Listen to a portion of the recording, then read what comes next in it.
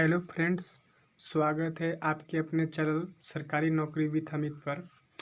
मैं अमित कुमार स्वागत करता हूं आप आज के इस वीडियो में, जो है भारत के प्राचीन इतिहास की वीडियो। मैं इसमें आपको वैदिक काल धर्म के बारे में बताऊंगा। कल मैंने आपको बताया था, कल की वीडियो में आपको बताए थे कि सिंधु घाटी सभ्यता क्या थी, हड़प्पा के बारे में बताए थे, मोहनजोदड़ो के बारे में बताए थे, चरहद्दुलो के बारे में बताए थे, और आज आपको वैदिक काल के बारे में बताएंगे। आपका हम पूरा संपूर्ण इतिहास को 30 घंटों में ख़त्म कर देंगे, यानी हम 30 क्लास हो सकता है लें या हो सकता है कम में ख़त्म हो जाए। और इस वीडियो में हम वही चीज़ बताएंगे जो इम्पोर्टेंट है, जो एग्ज़ाम में पूछता है, और बेसिक तरीके से बताएंगे, एक्सप्लेन करके बताएंगे। बहुत सारे एग्ज़ाम पूछता है, जैसे रेलवे, एसएससी, बीपीएससी, या सारे एग्ज़ाम में आपको काफ़ी मदद मिलेगी। तो चलिए स्टार्ट करते हैं। आज से हम आपको समझाते हैं। ये भाग 2 है। अगर आप भाग 1 नहीं देखे हैं तो जाके आप भाग 1 भी देख लें। चलिए शुरू करते हैं। आपको हम पहले वीडियो में आपको बताए थे कि सिंधु घाटी सभ्यता क्या थी, और आज आपको हम बताएंगे कि वैदिक काल क्या है। तो वैदिक काल को 2 भागों में बांटा गया है। एक है ऋग वैदिक काल, एक है उत्तर वैदिक काल। तो ऋग वैदिक काल का जो समय है वो 1500 BC से 1000 BC तक है, और उत्तर वैदिक का काल जो है 1000 BC से 600 BC तक है। ठीक है, चलिए थोड़ा आगे देखते हैं कि जो ऋग वैदिक काल है, इसमें जो नदियां हैं इनके कुछ नाम थे। जैसे विस्तास्ता का नाम क्या था? विस्तास्ता का नाम झेलम था। अस्कनी का नाम क्या था? तो अस्कनी का नाम चिनाव था। चिनाव अब का नाम है, उस समय अस्कनी नाम था। जैसे पारुशमी, तो पारुशमी पहले की नाम थी, लेकिन अब का नाम क्या थी? अब का नाम है रावी नदी। विपासा यानी विपास, इसका अब का नाम क्या है? अब का नाम है ब्यास। सतुरी जो है पहले का नाम था, अब का नाम क्या है? अब का नाम है सतलज। चलिए आगे चलते हैं। ये जो है नदियों का जो पुराना नाम है उसके बारे में हम आपको लिखे हैं। आगे देखते हैं। जो वेद हैं, वेद तो आपको पता होगा कि वेद कितने हैं। तो वेद कितने हैं? वेद 4 हैं। ठीक है, और चारों वेदों को श्रुति कहा जाता है। जैसे ऋग्वेद हो गया, यजुर्वेद हो गया, सामवेद हो गया, अथर्ववेद हो गया, इसको क्या कहा जाता है? इसको श्रुति कहा जाता है, चारों वेदों को मिलाकर। अब आपको पता है कि आर्यों का जो पूजनीय नदी था वो सिंधु थी। आपको तो पता ही होगा कि जो आर्यों का जो पूजनीय नदी थी वो क्या थी? वो थी सिंधु। सिंधु सबसे पूजनीय नदी थी। और सबसे जो पवित्र नदी थी उसका नाम था सरस्वती, जो आज लुप्त हो चुका है। आज इसका साक्ष्य थोड़ा बहुत मिलता है। तो पवित्र नदी क्या थी? सरस्वती। जो रुद्र नाम है, यह पशुपति के देवता थे। ये जो रुद्र थे, रुद्र हालांकि महाकाल को भी कहा जाता है रुद्र। तो रुद्र जो है पशुपति का देवता थे। अब आपको बताते हैं ऋग्वेद के बारे में थोड़ा बहुत। तो जो ऋग्वेद है वो ऋग्वेद में 10 मंडल हैं। ठीक है, 10 मंडल हैं। यह सबसे प्राचीन वेद है, ये भी याद रखिएगा। सबसे प्राचीन वेद कौन सा है? वो ऋग्वेद पर सबसे प्राचीन वेद है, जिसमें 1028 सूत्र हैं। ठीक है, और 10,462 जो हैं रचनाएं हैं। आपको ये भी याद रखना होगा। ये ऋग्वेद में 1028 सूत्र हैं और 10,462 क्या हैं? ऋचाएं। ठीक है, 9वें मंडल सोम को समर्पित है। जैसे अब 10 मंडल है, उसमें 9 मंडल जो है वो सोम को समर्पित है। ऋग्वेद के पुरोहित को होत्री कहा जाता है। होत्री आपको लिखा है होत्री, ऐसे होत्री करके इसे लिखा हुआ है होत्री कहा जाता है।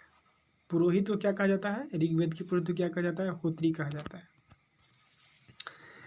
विश्वामित्र द्वारा रचित ऋग्वेद के तीसरे मंडल में सूर्य देवता सवित्री को समर्पित प्रसिद्ध गायत्री मंत्र है।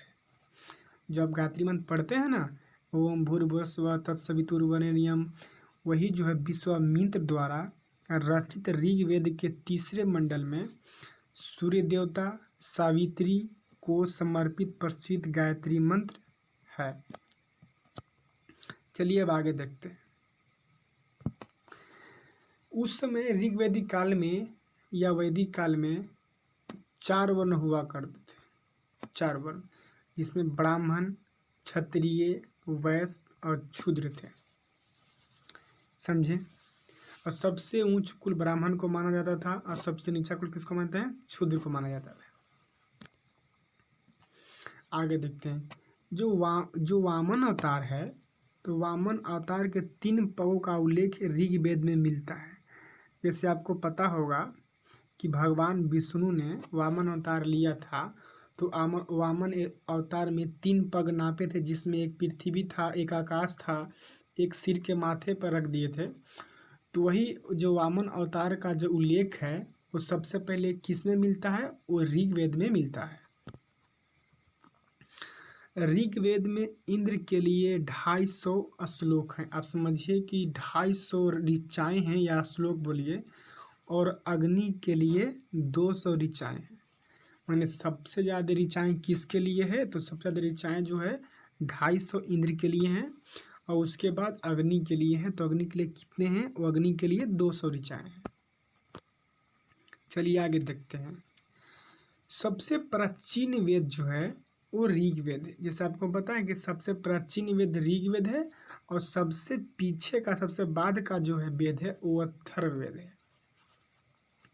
यानी सबसे प्राचीन वेद ऋग्वेद, और सबसे बाद का वेद वो है आपको क्या बोलते हैं? वो है आपको अथर्ववेद। ठीक है, चलिए आगे देखते हैं। आपको सामवेद के बारे में थोड़ी सी, तो सामवेद जो है वो संगीत का जनक कहा जाता है, जो भारतीय संगीत का जनक कहा जाता है। साम का अर्थ होता है गान, एक गान होता है, गीत वाला गान होता है। बस सामवेद में इतना ही आपको पढ़ना है कि साम का अर्थ होता है गान। इसे भारतीय संगीत का जनक कहा जाता है। कभी बहुत इंपॉर्टेंट क्वेश्चन भी बन जाता है कि इसे भारतीय संगीत का जनक किससे कहा जाता है, तो वो है सामवेद का। अब थोड़ा सा यजुर्वेद के भी बारे में जानते हैं। जो यजुर्वेद है, यजुर्वेद में यज्ञों के नियमों एवं विधि विधानों का संकलन किया गया है। यह एक ऐसा वेद है जो गद और पद दोनों में है। तो जो यजुर्वेद है, इसमें यज्ञ कैसे होते हैं, इनके नियम क्या होते हैं, इसके विधान क्या होता है, सारी संकलन जो है यजुर्वेद में मिलता है। यजुर्वेद एक ऐसा वेद है जिसमें गद और पद दोनों है। गद का मतलब होता है गद्यांश, यानी कहानी के रूप में जैसे हम लोग लिखते हैं कोई सी बात को, उसको। और पद का अर्थ होता है श्लोक के तौर पर, जैसे कोई कविता के तौर पर कविता को पद बोलते हैं, और कहानी टाइप को गद बोलते हैं। यानी गद पद का जो संकलन है वो किस में किया गया है? वो किया गया है यजुर्वेद में। चलिए आगे, एक है अथर्ववेद। तो जो अथर्ववेद है, यह 18वां ऋषि द्वारा रचित इस वेद में कुल 731 मंत्र तथा लगभग 6000 पद हैं। आपको इम्पोर्टेंट है कि जो अथर्ववेद है, इसमें जो 18वां ऋषि द्वारा रचित इस वेद में कुल 731 मंत्र हैं तथा लगभग 6000 पद हैं।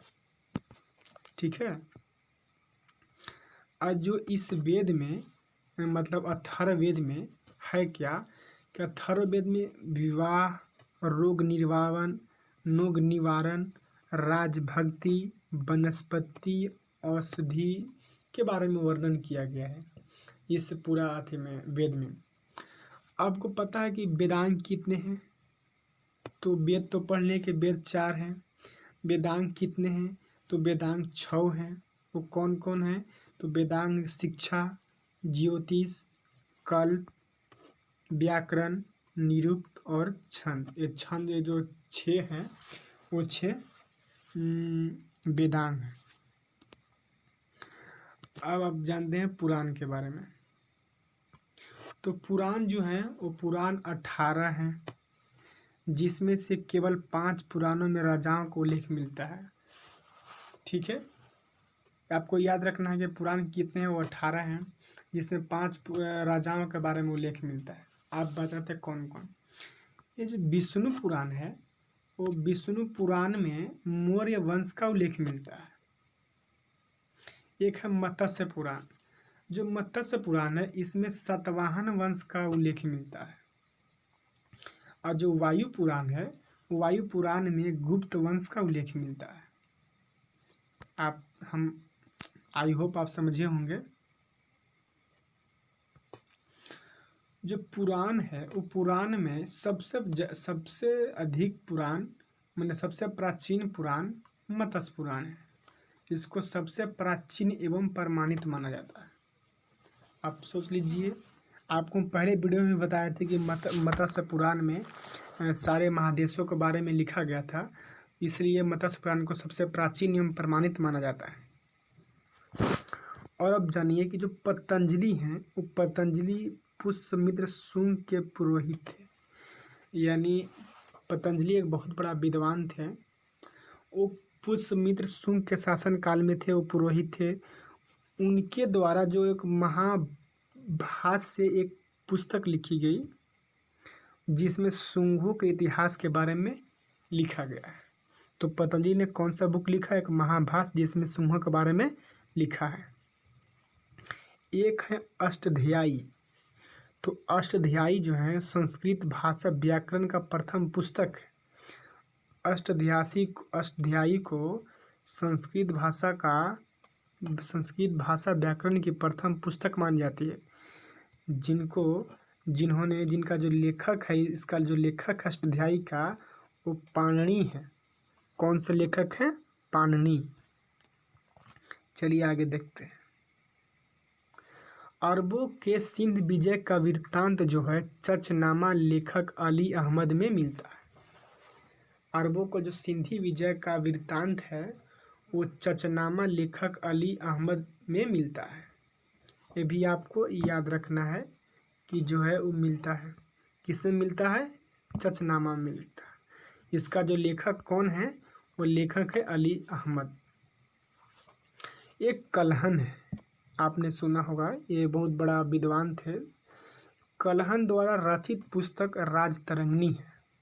आपको बहुत ही इम्पोर्टेंट क्वेश्चन है कि राजतरंगिणी के लेखक कौन है? तो राजतरंगिणी के लेखक कौन है? कलहन है, जिसका जो संबंध है कश्मीर के इतिहास से। जो राजतरंगिणी का जो बुक का इतिहास है, जो बुक में जो लिखा गया है, उसमें जो इतिहास लिखा गया है वो कश्मीर के बारे में लिखा गया है।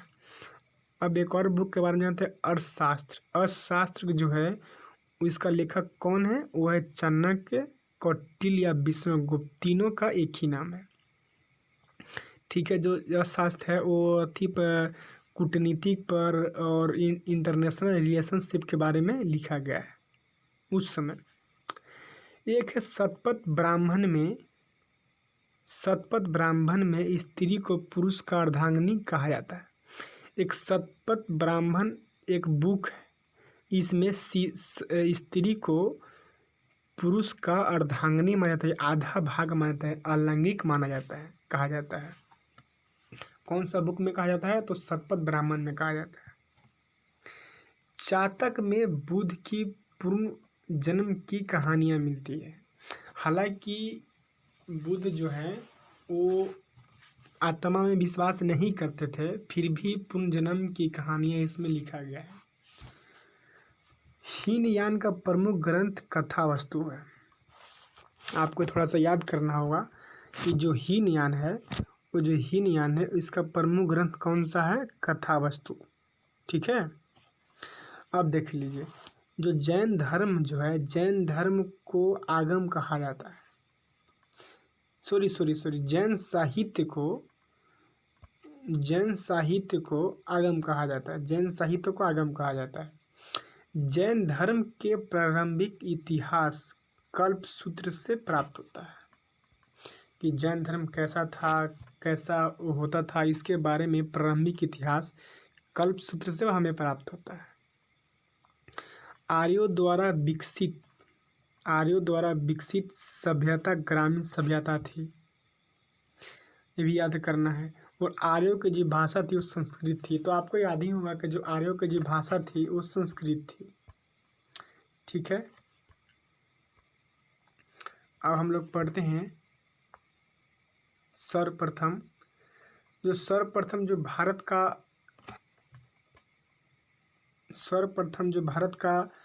भारतवर्ष का जो जिक्र होता है वो हाथी गुफा अभिलेख में मिलती है। आपको हम बताएंगे जब महाजनपद जब पढ़ाएंगे तो आपको हम बताएंगे सब गुफा के बारे में, स्तंभों के बारे में, अभिलेखों के बारे में बताएंगे। तो अभी आपको एक नंबर के बता दे रहे हैं कि सर्वप्रथम भारतवर्ष का जो जिक्र है वो हाथी गुफा अभिलेख में मिलता है। उसके बाद देखते हैं, उसके बाद सर्वप्रथम जो है भारत पर होने वाला हूण आक्रमण की जानकारी जो है भीतरी स्तंभ लेख कैसे प्राप्त होती है। तो जो सबसे पहले हूण आक्रमण की जो जानकारी है वो स्तंभ लेख से प्राप्त होती है। कौन सा अभिलेख से? तो वो है भीतरी स्तंभ लेख से प्राप्त होती है। ठीक है, आगे देखते हैं। सती प्रथा का पहला लिखित साक्ष्य एरन अभिलेख, जिसके जो शासक थे वो भानुगुप्त से प्राप्त होती है। ये भी आपको याद रखना है कि जो सती प्रथा का पहला लिखित जो साक्ष्य है वो एरन अभिलेख से प्राप्त होता है। तो एरन अभिलेख किसमें पड़ता है? वो भानुगुप्त से प्राप्त होती है।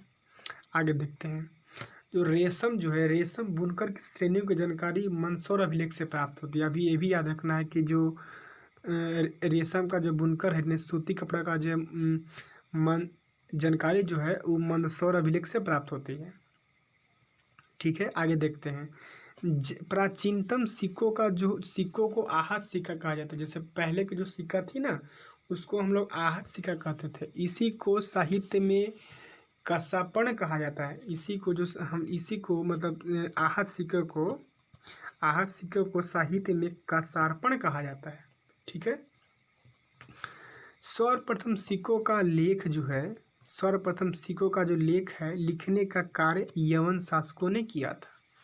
आपको ये भी याद रखना है कि सर्वप्रथम सिक्कों पर जो लेख लिखा जाता है, जैसे आप देखेंगे 1 रुपये पर नोट जो कुछ लिखाता है सिक्के पर, उस पर जो लिखने का जो कार्य है ये यवन शासकों ने प्रारंभ किया था। ठीक है, अब आगे देखते हैं। एक समुद्रगुप्त की जो बिना बजाती हुई मुद्रा वाली जो सिक्के से उसकी संगीत प्रेम होने का प्रमाण मिलता है। आज भी जैसे कोई चीज़ का किसी का हॉबी होता है, वो हॉबी फोटो तीर कर पीडी पर लगाता है, फेसबुक पर डालता है, इंस्टाग्राम पर डालता है, वो भी समुद्रगुप्त था। वो भी बहुत संगीत प्रेम में लीन था। हालांकि समुद्रगुप्त जो है कभी भी कोई युद्ध नहीं हारा, इसलिए इसको नेपोलियन कहा जाता है। बाकी नेपोलियन ने तो युद्ध हार भी गया था, लेकिन समुद्रगुप्त एक ऐसा शासक था जिसने कभी युद्ध नहीं हारा। तो समुद्रगुप्त की जो बिना बजाते हुए मुद्रा वाली सिक्के से उसकी संगीत प्रेमी का झलकता है। 10 राग युद्ध का उल्लेख जो है ऋग्वेद के 7वें मंडल में मिलता है। आपको यही याद रखना होगा कि 10 राग युद्ध है, इसका जो उल्लेख है और ऋग्वेद में 7वें मंडल में मिलता है। यह युद्ध जो है पशुपणि रावी नदी के तट पर सुदास एवं दास जनों के बीच हुआ था, जिसमें सुदास जो है वो विजय रहा था। आपको याद रखना है कि तो 10 राज युद्ध है और ऋग्वेद में वर्णन है, 7वें मंडल में वर्णन है। यह रावी नदी के तट पर युद्ध हुआ था। आर्यों के जो समाज था वो पितृ प्रधान था। पितृ प्रधान कहने का मतलब होता है कि बाप है और बाप का 2 बच्चा है, वो है एक बेटा और एक है बेटी। तो बेटी तो ससुराल चल जाएगी और बाप बेटा के साथ रह जाएगा और बेटा इसका वंश बढ़ाएगा। इसलिए इसको बोलते हैं पितृ प्रधान। भारत एक क्या है, तो भारत एक पितृ प्रधान देश है। वैदिक काल में स्त्रियां अपने पति के साथ यज्ञ कार्यों में भाग लेती थी। वैदिक काल में स्त्रियां जो है अपने पति के साथ यज्ञ में भाग लेती थी। अब बाल विवाह एवं पर्दा प्रथा का प्रचलन नहीं था, यानी वैदिक काल में बाल विवाह का प्रचलन या पर्दा प्रथा नहीं था। विधवा अपने मृतक पति के, जो विधवा होती थी अपने मृतक जो मरा हुआ जो पति था उसके छोटा भाई यानी देवर के साथ विवाह कर सकता था। ये थोड़ा एक नोट हम लिख दिए हैं। जो स्त्रियां हैं वो शिक्षा ग्रहण कर सकती थी, ये भी लिख दिए हैं। जीवन भर अविवाहित रहने वाले महिलाओं को अमाजू कहा जाता था।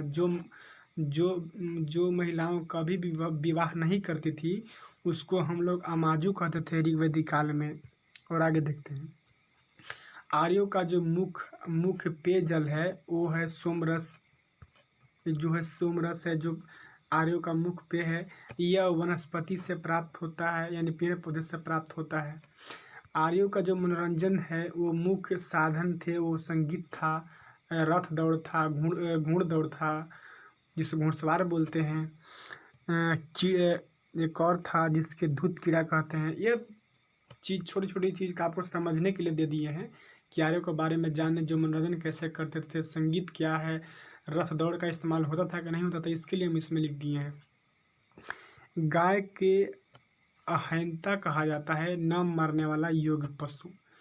ये जो वैदिक काल में था ना, वैदिक काल में बहुत इसको गाय को पूजनीय माना जाता था, यानी इसको मारे जाने पर मृत्यु दंड का भी प्रावधान दिया गया था। आप सोच लीजिए कि कितना था गाय को समान उस समय। आर्यों का जो प्रिय पशु था वो घोड़ा था और सर्वाधिक प्रिय देवता इंद्र थे। अब क्या था, आर्यों का सबसे प्रिय पशु क्या था, घोड़ा, और सर्वाधिक प्रिय देवता इंद्र थे। ठीक है। आर्यों द्वारा खोजी गई धातु कौन सी थी, वो थी लोहा। आर्यों द्वारा कौन सी धातु खोजी गई थी, वो लोहा खोजी गई थी। लेन देन में वस्तु विनिमय प्रणाली प्रचलित था, यानी आप किसी को पैसे से नहीं खरीद सकते, आप उसको कोई वस्तु दीजिए और वही सामान आपको लौटाएगा। माने वस्तु से वस्तु होता था, माने आप कोई वस्तु दीजिए तो वस्तु मिलेगा। जैसे चावल चाहिए तो दाल दीजिए, दाल चाहिए तो चावल दीजिए, वैसे वस्तु विनिमय प्रणाली था वैदिक काल में। अब इसको थोड़ा समझते हैं। जो इंद्र थे वो युद्ध का नेता एवं वर्षा का देवता माने जाते थे। ये जो देवता है, जो नेता लिखा गया हमसे, सॉरी माफ कीजिएगा। तो इंद्र जो थे युद्ध के देवता थे और वर्षा के भी देवता थे। अग्नि को देवता एवं मनुष्य के बीच मध्यस्थता का बीच रखा गया था। जो अग्नि है वो देवता एवं मनुष्य के बीच की मध्यस्थता कराते हैं। वरुण जो है पृथ्वी एवं सूर्य के निर्माता हैं और समुद्र के देवता हैं। वरुण क्या है, पृथ्वी एवं सूर्य के निर्माता हैं और समुद्र के देवता हैं। जो सोम है वो सोम क्या है, वो है वनस्पति देवता। एक विष्णु है, विष्णु क्या है, विश्व के संरक्षण एवं पालनकर्ता। ऐसे भी हम लोग इसको जानते हैं, इनको जानते हैं भगवान विष्णु को। तो विष्णु जी क्या है, विश्व का संरक्षण एवं पालन करता है।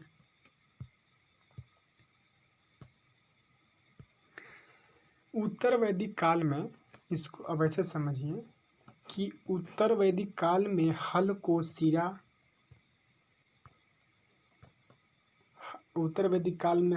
सिरा एवं हल रेखा को सीता कहा जाता था। यानी जो हल होते थे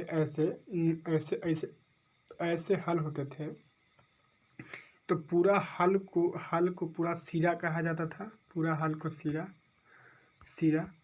और जो हल रेखा जो जुताई होती थी, जो हल रेखा होता था उसको बोलते थे सीता।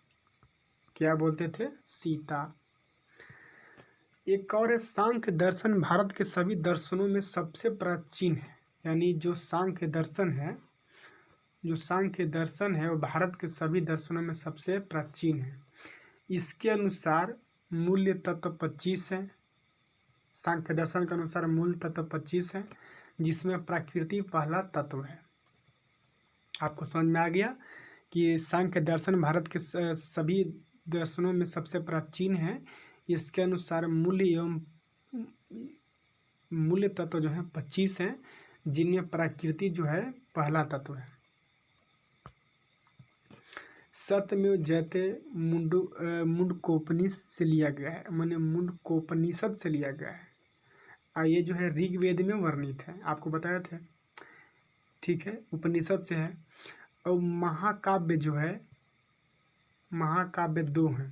महाकाव्य 2 कौन कौन है? महाभारत और रामायण, आपको तो पता होगा। तो महाभारत का जो पुराना नाम है वो जय संहिता है। ये भी आपको बताने की जरूरत नहीं है कि भारत का पुराना नाम कौन सा है, जय संहिता। यह विश्व का सबसे बड़ा महाकाव्य है, यह भी बताने की जरूरत नहीं है, लेकिन हम लिख दिए हैं। वेदांग दर्शन में मौलिक ग्रंथ, जो वेदांग दर्शन के मौलिक ग्रंथ कौन है? ब्रह्मसूत्र। ये कहाँ? वेदांग दर्शन के मौलिक ग्रंथ है। वेदांग सूत्र की रचना किसने की थी? वो की थी बदरायन ने। तो आपको कभी कभी पूछ लेगा कि बदरायन सूत्र की रचना किसने की थी? वो बद्र नारायण ने की थी।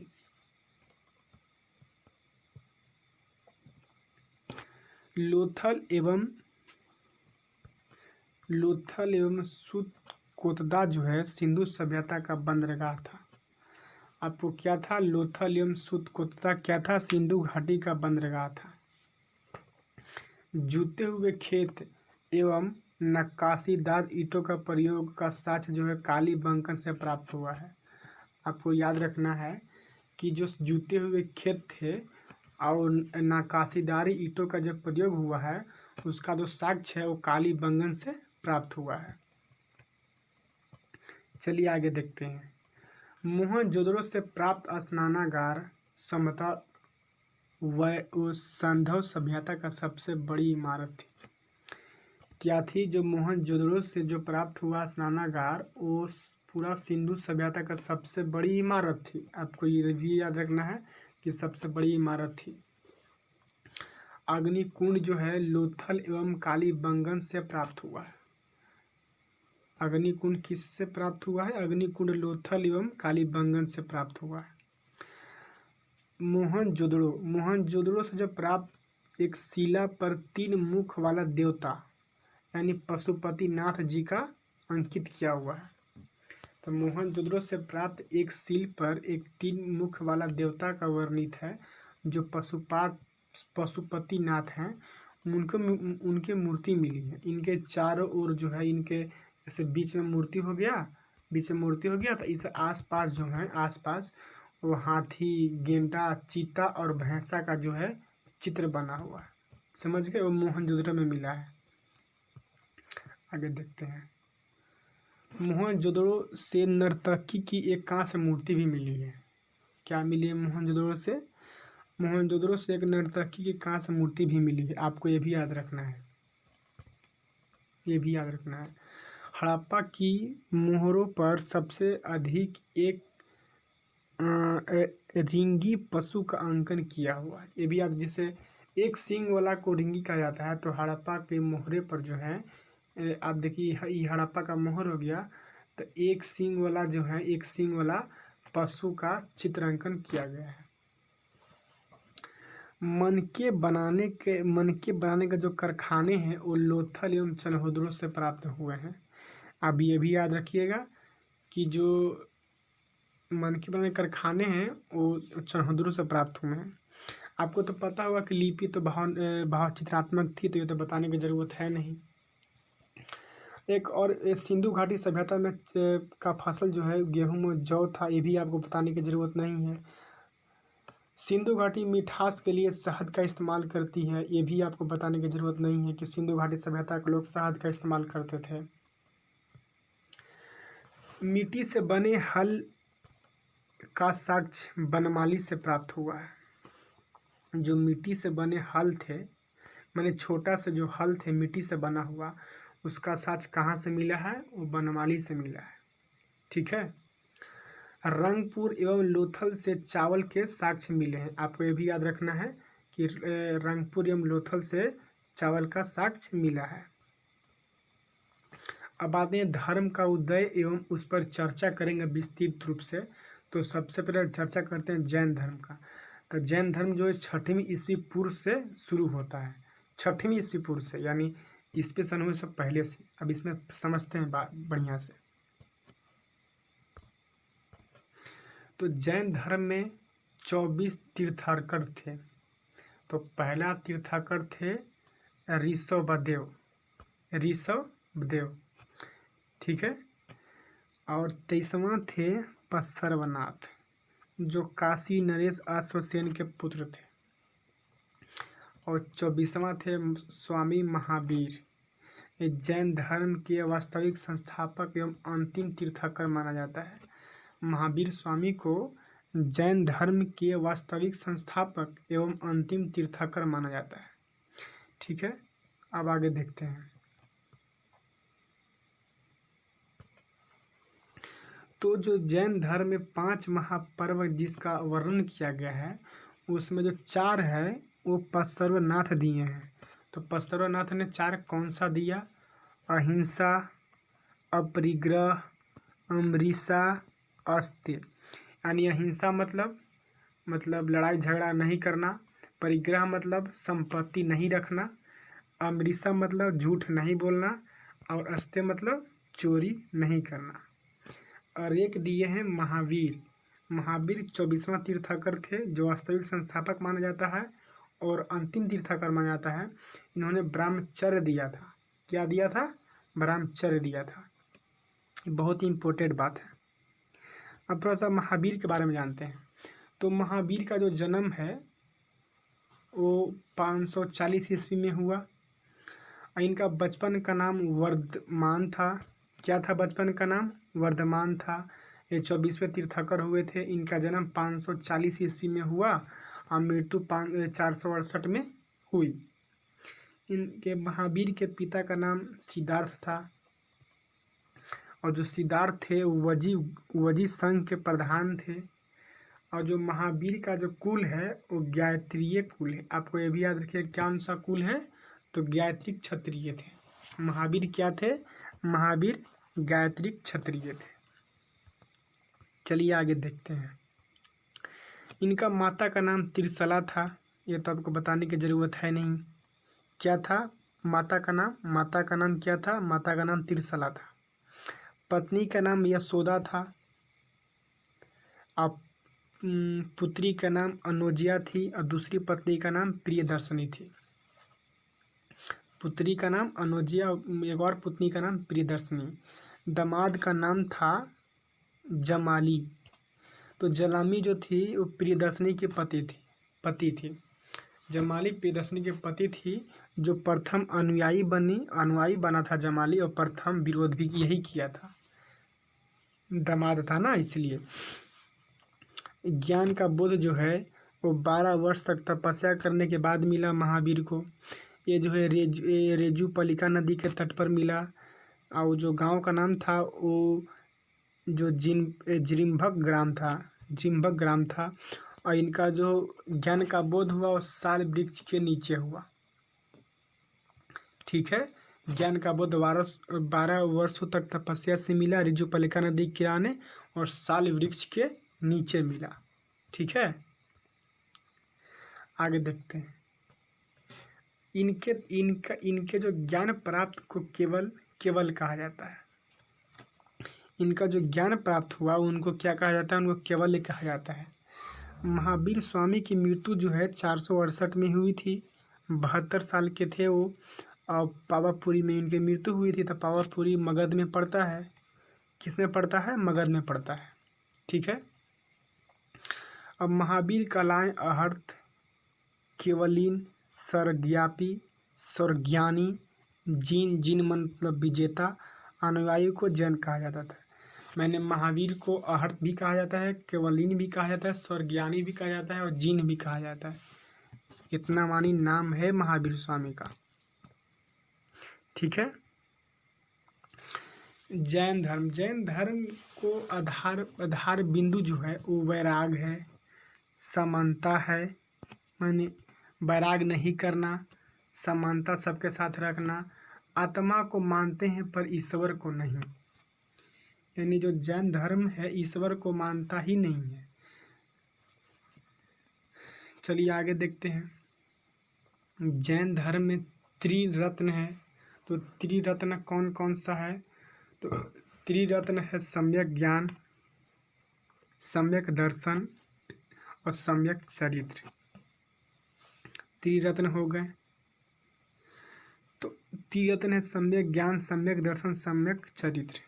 भद्रबाहु ने कल्प सूत्र की जो रचना की वे जैन धर्म के बारे में वर्णित। जैसे आपको हम बताया था कि भद्रबाहु ने कल्प सूत्र का रचना की थी, वो जैन धर्म के बारे में बताता है।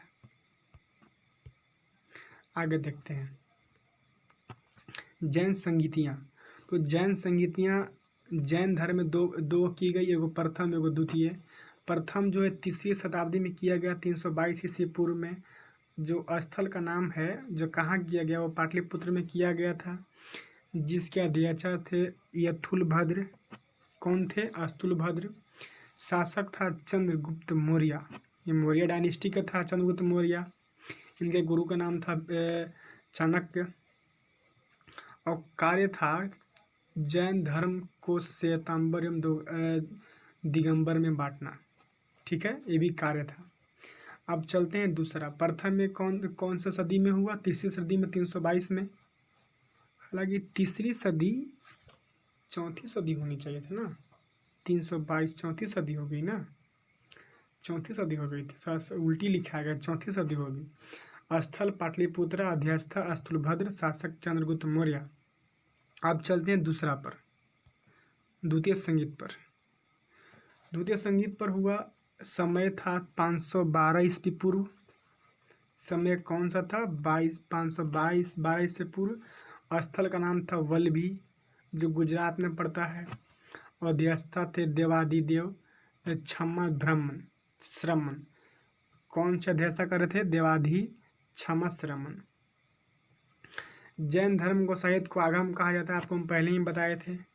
हेमचंद्र जो है परिस्थिति का रचना की थी। हेमचंद्र एक बहुत बड़ा विद्वान था जिसमें परिस्थिति की रचना की थी। जैन साहित्य अर्धमगधी भाषा में लिखा जाता है। ये भी आपको नहीं बताया था, जो जैन साहित्य है वो अर्धमगही भाषा में लिखा जाता है। जैन धर्म को जो मानने वाले राजा थे उनको में चंद्रगुप्त मौर्य डायनेस्टिक, कलिंग राज खारवेल अशोक के समय के थे, और चंदेल शासक खजुराहो की जैन मंदिर का निर्माण जैन धर्म से ही अति हुआ था। एक गंगा राजा थे चामुंडेराय, तो गंगा राजा का चामुंडराय थे। इन्होंने गुप्तेश्वर की 51 फीट की ऊंची मूर्ति का निर्माण किया था। ठीक है, कौन सी मूर्ति का निर्माण किया था? वो किया था गंगा राजा चामुंडराय गोमतेश्वर की 51 फीट की मूर्ति को उन्होंने निर्माण किया था। ठीक है, अब आते हैं बौद्ध धर्म के बारे में। ठीक है, तो बौद्ध धर्म 563 से 483 ईस्वी पूर्व तक है। तो बुद्ध भगवान का जन्म के बारे में पढ़ते हैं। तो बुद्ध भगवान का जन्म जो है नेपाल के तराई में स्थित कपिलवस्तु गणराज्य में लुम्बिनी के स्थान में हुआ। ये तो आपको पता है, ये तो बताने की जरूरत है नहीं कि नेपाल के तराई में स्थित कपिलवस्तु गणराज्य में हुआ था। भाई लोग, आपका इस सारी जो PDF है आपको हम टेलीग्राम में डाल देंगे, तो आप यही सरकारी नौकरी विद अमित सर्च कीजिए टेलीग्राम में, आपको सारी PDF एक साथ मिल जाएगी। थोड़ा लाइक भी किया कीजिए, सब्सक्राइब भी किया कीजिए। चलिए देखते हैं, जब जो प्रतीक है जन्म का, जो प्रतीक है वो कमल है या बैल है। बौद्ध धर्म का जो जन्म का प्रतीक है वो बैल है या कमल है। पिता का नाम था यशोधन, सुधोधन नाम था या कुछ नाम था। देखिए थोड़ा सा लगता है लिखने में गड़बड़ी हो गया है। जो पिता का नाम था बौद्ध धर्म का, वो हाँ सुधोधन नाम था, सुधोधन नाम था।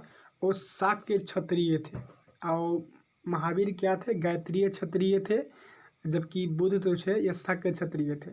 माता का नाम था महामाया। बुद्ध भगवान का जो गौतम बुद्ध थे, इनका जो माता का नाम महामाया था। इनकी एक मौसी भी थी जिसका मौसी का नाम था प्रजापति गौतमी। ठीक है, इनके मौसी के नाम था प्रजापति गौतमी। इनकी एक पत्नी भी थी यशोधरा। गौतम बुद्ध की एक पत्नी भी थी जिनका नाम था यशोधरा। इनकी 16 वर्ष की आयु में शादी हो गई थी और एक पुत्र की प्राप्ति हुई थी जिनका नाम था राहुल। सारथी के बारे में पूछता है तो सारथी का नाम था चेना। क्या था सारथी का नाम? चेना। चेना सारथी का नाम था। घोड़ा का नाम था खंदक। ठीक है, चलिए आगे देखते हैं। महाभिनिष्क्रमण, जो महाभिनिष्क्रमण है वो गृह त्याग को कहा जाता है। जो गृह त्याग करता है ना, जो बुद्ध भगवान गृह त्याग किए थे उसको कहा जाता है महाभिनिष्क्रमण। यह 35 साल की उम्र में किए थे। उसके बाद इन्होंने 6 साल तक तपस्या किया था। जब तपस्या किया उसके बाद उनको ज्ञान की प्राप्ति हुई फाल्गु नदी के किनारे पीपल के वृक्ष के नीचे। प्रथम उपदेश इन्होंने धर्म चक्र परिवर्तन कहलाया। जब इन्होंने प्रथम उपदेश दिए तो इनको जो है धर्म चक्र परिवर्तन कहलाया। और जब इनको मृत्यु हुई तो उसको मृत्यु कहा जाता है महापरिनिर्वाण। क्या कहा जाता है? महापरिनिर्वाण को मृत्यु की घटना का बारे में कहा जाता है। इन्होंने प्रथम उपदेश सारनाथ में दिए, लेकिन सबसे ज़्यादा उपदेश उन्हें शरावती में दिए। कहाँ में दिए? शरावती में। सबसे प्रथम उपदेश सारनाथ में और सबसे ज़्यादा उपदेश शरावती में दिए। ठीक है, बुद्ध धर्म के संप्रदाय के 4 सत्य। कौन सा 4 सत्य हैं उनको भी देख लीजिए। जीवन में दुख ही दुख है। ठीक है, दुख का कारण तृष्णा है, यानी घृणा करना, भेदभाव करना दुख का कारण होता है। तृष्णा समाप्त करके दुख को दूर किया जा सकता है। ये बुद्ध भगवान का कहना था कि जीवन में दुख ही दुख है, दुख को कारण तृष्णा है और तृष्णा समाप्त करके दुख को दूर किया जा सकता है। तृष्णा की समाप्ति अष्टांगिक मार्ग से हो सकता है। तृष्णा की समाप्ति जो अष्टांगिक मार्ग से हो सकता है। अब अष्टांगिक मार्ग के बारे में समझते हैं। जो अष्टांगिक मार्ग है ये सम्यक दृष्टि, वाणी, संकल्प, कर्म, आजीवक, व्यायाम, स्मृति और समाधि, ये सारी अष्टांगिक मार्ग हैं। ठीक है, 4 अष्टांगिक मार्ग हैं। अष्टांगिक मतलब दृष्टि, वाणी, संकल्प, कर्म, आजीवक, व्यायाम, स्मृति और समाधि। बौद्ध धर्म मूलतः अन्यस्वार्थी है, यानी ईश्वर को नहीं मानता है, आत्मा को भी नहीं मानती है, परंतु कर्म पूर्व जन्म की मान्यता रखती। इसी के थोड़ा सा दिक्कत है कि जब आत्मा के ही नहीं मानता है तो पूर्ण जन्म कैसे होगा। ये थोड़ा सा विवादित है, लेकिन फिर भी हम लोग पढ़ लेते हैं। हम लोग धर्मनिरपेक्ष होकर पढ़ते हैं कि बौद्ध धर्म का मूलतः अनिश्वरवादी है, लेकिन आत्मा को मान्यता नहीं है, परंतु कर्म पुनर्जन्म की मान्यता देता है। बौद्ध की संगीतियाँ हुई तब बौद्ध के 4 संगीतियाँ हुई। ठीक है, एक राजगिरी में हुई, एक वैशाली में हुई, एक पाटलिपुत्रा में कुंडलवन में। जो राजगिरी में हुआ 483 में हुआ। अजात शत्रु उसका उस समय शासक था और अध्यक्ष था महाकश्यप। ठीक है, एक जब दूसरा वैशाली में हुआ उस समय 383 में हुआ। उस समय शासक था कालाशोक। या इसका जो उस समय अध्यक्ष था वो था सभाकामी था। तीसरा हुआ पाटलिपुत्र, उस समय 350 ईस्वी पूर्व में अशोक था और उसका जो अध्यक्ष था वो मोगली पुत्र त्रिश ने किया था। ठीक है, कुंडलवन जम्मू कश्मीर में हुआ था 1ली सदी में। इस समय राजा था कनिष्क और अध्यक्ष कर रहा था वसुमित्र। ठीक है, चलिए आगे देखते हैं।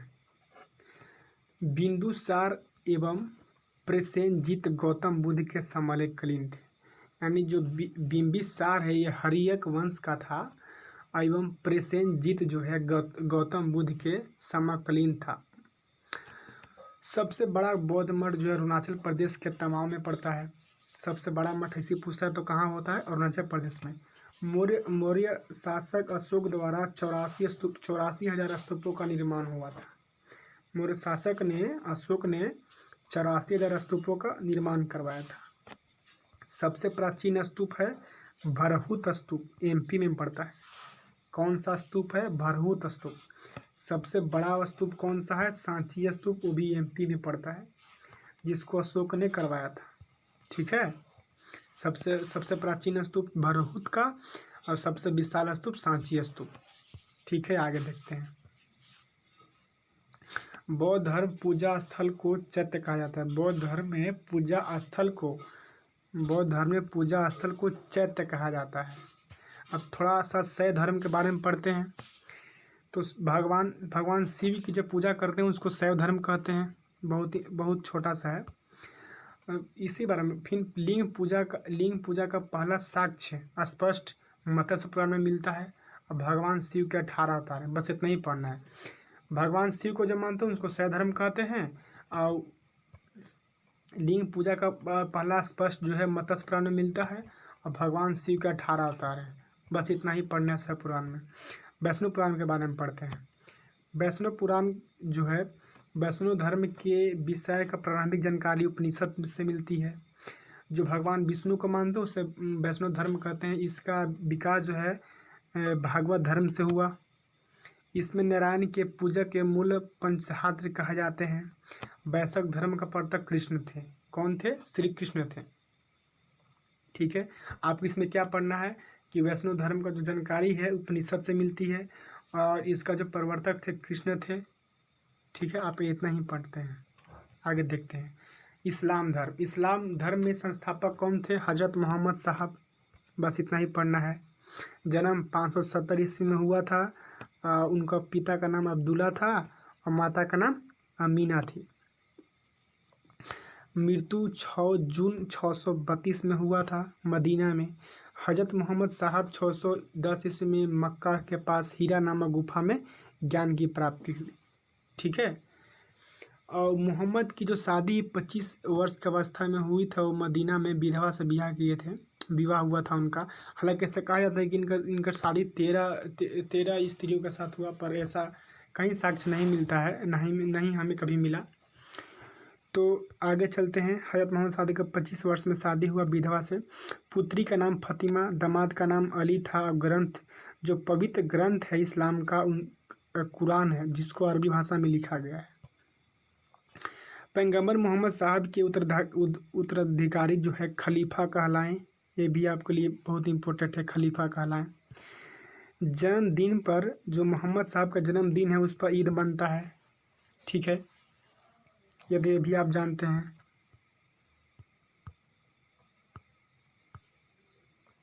ईसाई धर्म को जो संस्थापक थे ईसा मसीह थे। इतना ही आपको पढ़ना है। अब ग्रंथ का नाम बाइबल था। ये तो अभी जानते हैं ईसा मसीह का जन्म जेरूसलम में हुआ था। ईसा मसीह के जन्मदिन पर क्रिसमस मनाया जाता है, ये भी आपको पता था।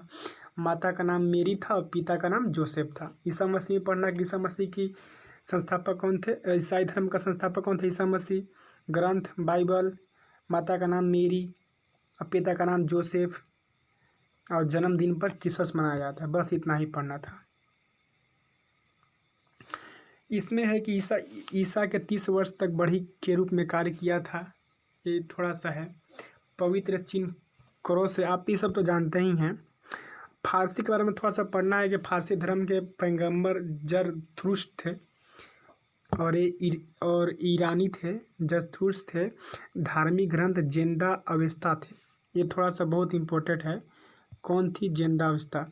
इस धर्म के अनुयायियों को अग्नि पूजक भी कहा जाता है। तो आपको PDF हम भेज देंगे टेलीग्राम पर, और मेरा चैनल को सब्सक्राइब कीजिए। थोड़ा सा हमें भी मदद कीजिए, हमें भी आगे बढ़ाइए। चलिए, थैंक यू, नमस्कार। और भी वीडियो लेकर आएंगे। जय हिंद, भारत माता की जय।